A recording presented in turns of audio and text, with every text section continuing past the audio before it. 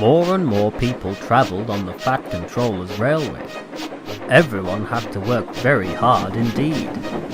The trucks complained bitterly, but then trucks always do, and no one takes much notice. Dirty trucks, dirty sidings, bleh, groaned James. That's enough complaining, said the Fat Controller. You'll be pleased to know that a new goods engine will arrive from Scotland tomorrow. The Fat Controller stared. Did you say 2 engines, Inspector? Yes, sir. Then send the other one back at once. I can't, sir. The 2 engines are exactly alike and have no numbers. They say they lost them on the way. The Fat Controller seized his hat. We'll soon settle that nonsense. The 2 engines greeted him cheerfully. I hear you've lost your numbers. They may have slyly slipped off, sir. You know how it is. The engines spoke in chorus. And what are your names? Donald and Douglas, sir. Good, he said. Then your controller can tell me which of you is which. He doesn't know our names, sir. How could he? We only gave ourselves names when we lost our numbers. One of you, said the Fat Controller, is playing truant. I shall find him out and send him home. Inspector, he ordered, give these engines numbers and set them to work. Soon workmen came to give the twins their numbers.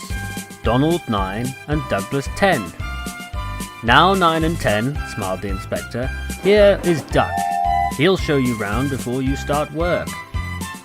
The twins enjoyed themselves and were soon friends with Duck. We like it fine here, said Donald.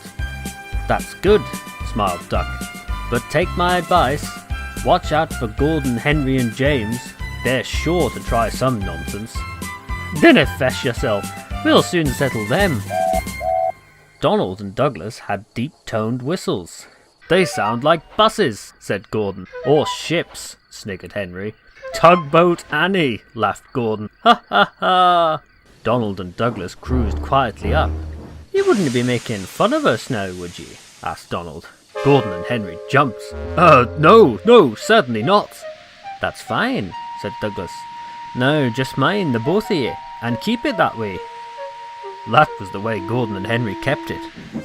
Every day, punctually at 3:30, Gordon steams in with the express. There's also a special coach for passengers travelling to places on Thomas's branch line. Thomas is very proud of his special coach. One afternoon, Douglas helped Duck in the yard, while Donald waited to take a goods train to the other end of the line.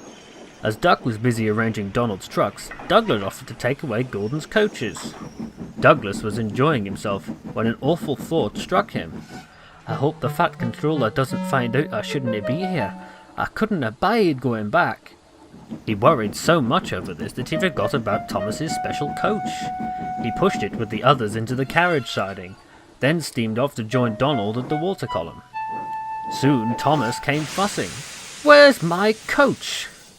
Coach? What coach? My special coach that Gordon brings for me. It's gone. I must find it. And he hurried away. Lost sakes, cried Douglas. I must have stowed away the special coach with the others. A mob of angry passengers erupted from the siding. Now listen, we'll change tenders and try and avoid trouble, said Douglas's driver. So Donald, with Douglas's tender, set off from the yard with the goods train, while Douglas and his crew remained with innocent expressions. Ah, number 9, called the Fat Controller. And why haven't you taken the goods? My tender is awry, sir. The driver showed him the tender, still uncoupled. I see. He turned to the mob of passengers. Please accept my apologies for what happened. I shall investigate the matter immediately. Good afternoon, everyone. The Fat Controller watched the 3 passengers till they had climbed up the station ramp. He swung round suddenly. Douglas, he snapped, why are you masquerading with Donald's tender?